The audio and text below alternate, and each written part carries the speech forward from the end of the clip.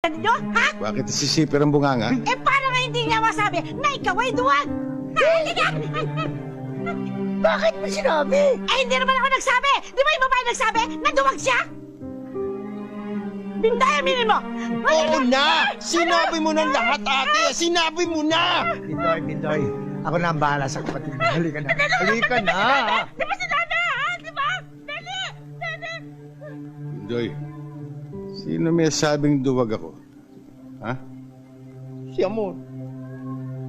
Siya pa nga ang last word eh.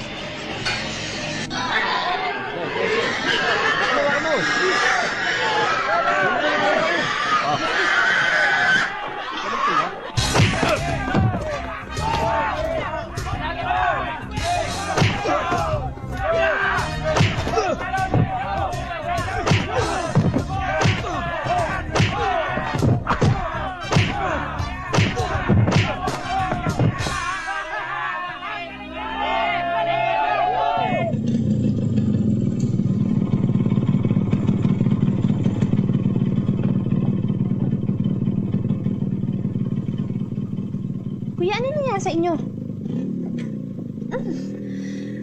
Ba't ganyan na amoy nyo? Amoy Eva kayo?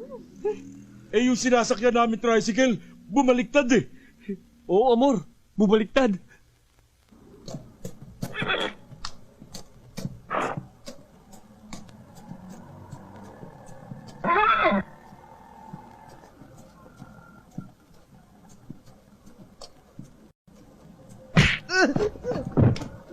Boss! Hindi ba mahigpit ang utos ko na dapat gumanti ka kay Jun? Boss! Maaga po na umalis na ako. Maaga ba yon? Huli ka na nga eh! Matraffic lang talaga, boss. Tsaka, 15 minutos lang naman ang huli ko, ha. Nangangatwiran ka pa! Kaya sa susunod, madaling araw pa lang, lumakad ka na! Ha? Brando.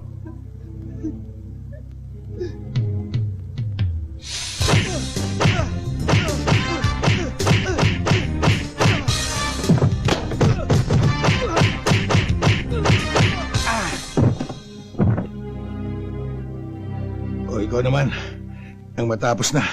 Ako? Papatulan mo? Mahiya ka naman sa sarili mo. Ba't ako mahihiya? Ikaw rin.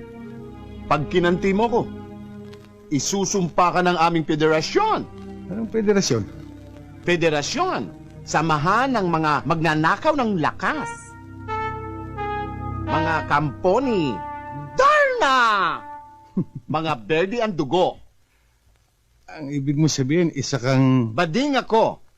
Correct ka dyan. Ako'y isang super sirena. Maninisid sa hating gabi. Yan ba, alam ng mga kapatid mo na isa kang... Whis! Waka to! Pag nalaman nila ito, naku, papatayin nila ako. Tatantarin nila akong pinong-pino. O sige, umuwi ka na lang. Hindi ako pwedeng umuwi. Ba't hindi pwede?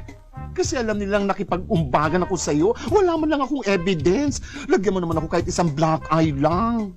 Hindi na kailangan, sige na, umuwi ka na. Ayoko, isa lang. Lagyan mo ako kahit isang black eye lang.